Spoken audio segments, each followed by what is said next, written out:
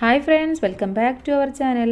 2ാം ക്ലാസ്സിലെ ഉത്കൃതനം 2ാം ദിവസം 2022-23 വർഷത്തെ സെക്കൻഡ് ടേമിൻ്റെ എക്സാമിൻ്റെ ക്വസ്റ്റ്യൻ പേപ്പറാണ് നമ്മൾ നോക്കാൻ പോകുന്നത്. അപ്പോൾ ഓൾറെഡി നമ്മൾ ഇന്ന് നടന്ന ഡേ 1ൻ്റെ ക്വസ്റ്റ്യൻ പേപ്പർ അപ്ലോഡ് ചെയ്തിട്ടുണ്ട്. അപ്പോൾ കാണാത്ത കൂട്ടുകാരുണ്ടെങ്കിൽ തീർച്ചയായിട്ടും പോയി കാണണം. നിങ്ങൾ എഴുതിയ ആൻസേഴ്സൊക്കെ കറക്റ്റ് ആണോ എന്ന് നമുക്കൊന്ന് ചെക്ക് ചെയ്യാം. ഓക്കെ, അപ്പോൾ ഈ ക്വസ്റ്റ്യൻ പേപ്പറിൽ എന്തൊക്കെ ക്വസ്റ്റ്യൻസ് ആണ് വന്നിട്ടുള്ളത്, നാളത്തെ നിങ്ങളുടെ എക്സാമിന് വരാൻ ചാൻസ് ഉള്ള കുറച്ച് ക്വസ്റ്റ്യൻസ് ആണ് നമ്മൾ ഇന്ന് ഡിസ്കസ് ചെയ്യുന്നത്. വീഡിയോയിലേക്ക് എല്ലാ കൂട്ടുകാർക്കും സ്വാഗതം. പ്രവർത്തനം 6. ചിണ്ടൻ്റെ പൂന്തോട്ടം.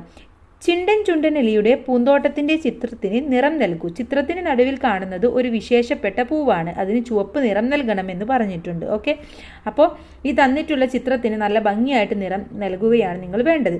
പൂന്തോട്ടത്തിലെ കാഴ്ചകൾ ഉൾപ്പെടുത്തി വിവരണം തയ്യാറാക്കൂ. അതാണ് നമ്മുടെ ചോദ്യം. നിറം നൽകാനും ഒരു ക്വസ്റ്റ്യൻ ആണ്. അടുത്തൊരു ക്വസ്റ്റ്യൻ എന്ന് പറയുന്നത് 5 വാക്യങ്ങൾ ഉണ്ടാക്കാനാണ്. അപ്പോൾ എന്തൊക്കെ എഴുതാം നമുക്കിതിനെ പറ്റിയിട്ട്? കൂട്ടുകാരൻ നോക്കൂ, നല്ല ഭംഗിയുള്ള പൂന്തോട്ടമാണ് അല്ലേ? നല്ല ഭംഗിയുള്ള പൂന്തോട്ടമാണ് ചുണ്ടൻ എലിയുടേത്. പഴങ്ങൾ നിറഞ്ഞു നിൽക്കുന്ന മരങ്ങളുണ്ട്. പക്ഷികൾ പാറിപ്പറക്കുന്നു. ഒരുപാട് ഭംഗിയുള്ള പൂവുകൾ ഈ തോട്ടത്തിലുണ്ട്.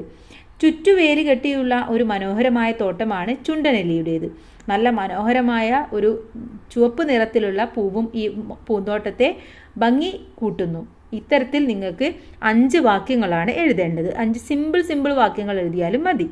ഓക്കെ, ഇനി അടുത്തൊരു ചോദ്യം നോക്കൂ. പൂന്തോട്ടത്തിലെ കൂട്ടുകാർ. ചിണ്ടന്റെ പൂന്തോട്ടത്തിലെ കൂട്ടുകാരെ നോക്കി നീതുവും കൂട്ടുകാരും പാടുന്നത് നോക്കൂ. വരികൾ കൂട്ടിച്ചേർത്ത് പാടാമെന്നുള്ളതാണ് അടുത്ത ഒരു പ്രവർത്തനം. ഓക്കെ, ഇവിടെ പൂന്തോട്ടത്തിൽ പാടുന്ന കുറുകുറു പാടി നടക്കുന്ന വെള്ളക്കുപ്പായക്കാര കൂടെ ഞാനും പോന്നോട്ടെ. പൂന്തോട്ടത്തിൽ പാടുന്ന കുക്കു കുക്കു പാടി പാറുന്ന ആരാണ്? നീലക്കുപ്പായക്കാര കൂടെ ഞാനും പോന്നോട്ടെ.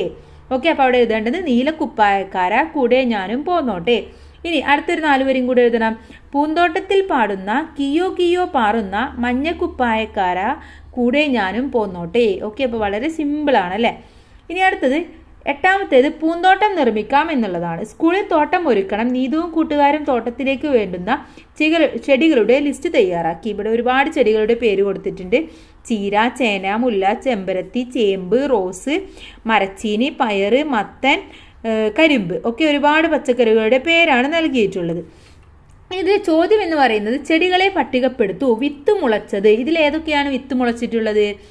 ചീര, കുമ്പളം, മത്തൻ. ഇനി അടുത്തത് നമുക്ക് എങ്ങനെ കൊടുക്കാം? കിഴങ്ങിലൂടെ അല്ലെ? കിഴങ്ങിലൂടെ ഉണ്ടാകുന്നത്. അപ്പോൾ അടുത്ത ഹെഡിങ് കൊടുക്കാം കിഴങ്ങിലൂടെ. ഏതൊക്കെയാണ് കിഴങ്ങിലൂടെ? ചേന, മരച്ചീനി.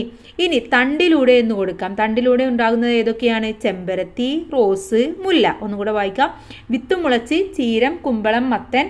കിഴങ്ങിലൂടെ ചേന, മരച്ചീനി. തണ്ടിലൂടെ ചെമ്പരത്തി, റോസ്, മുല്ല. ഇനി ഇല മുളച്ചുണ്ടാകുന്ന ഒരു ചെടിയുടെ പേരെഴുതൂ. ഏതാണ്? ഇലമുളച്ചി. ഇലമുളച്ചിയാണ് ഇലമുളച്ച് ഉണ്ടാകുന്നത്. പ്രവർത്തനം 9. അടുത്തതേത്? വിട്ടുപോയ സ്ഥലങ്ങളിലെ സംഖ്യകൾ കണ്ടെത്തി എഴുതാനാണ് പറഞ്ഞിട്ടുള്ളത്. 100, 102, 104. അവിടെ 2 ഡിഫറൻസ് ആയിട്ട് വരുന്നത്. അഥവാ ഡിഫറൻസ് എന്ന് പറഞ്ഞാൽ വലിയ സംഖ്യയിൽ നിന്ന് ചെറുത് കുറയ്ക്കുമ്പോൾ നമുക്ക് കിട്ടുന്നതാണ് അതിൻ്റെ വ്യത്യാസം എന്ന് പറയുന്നത്.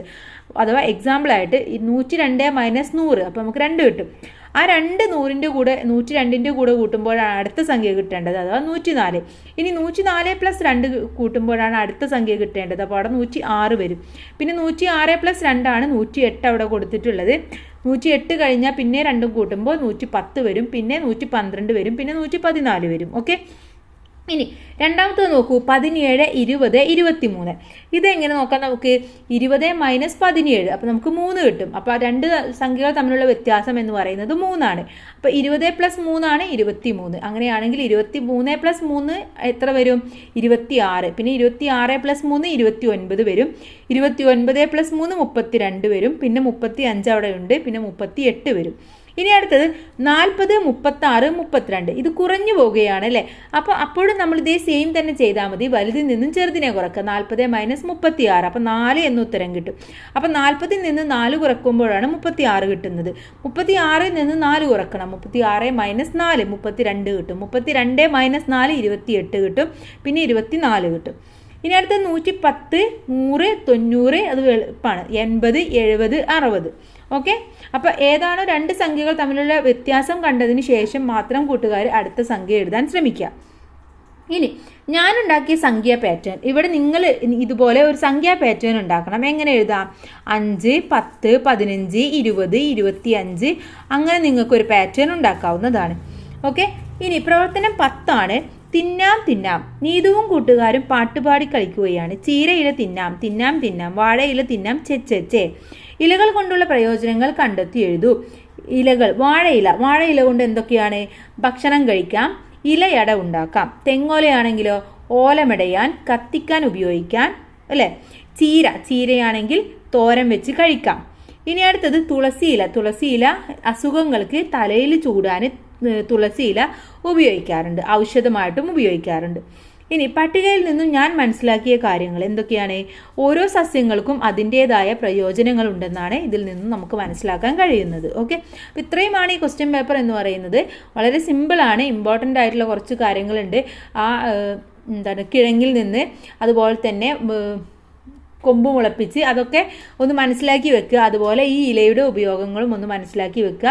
പിന്നെ നമ്പർ എഴുതുമ്പോൾ അതിൻ്റെ വ്യത്യാസം കണ്ടതിന് ശേഷം ചെയ്യാൻ ശ്രമിക്കുക. ഓക്കെ. അപ്പോൾ ഇത്രയുമാണ്. All the best. Thank you.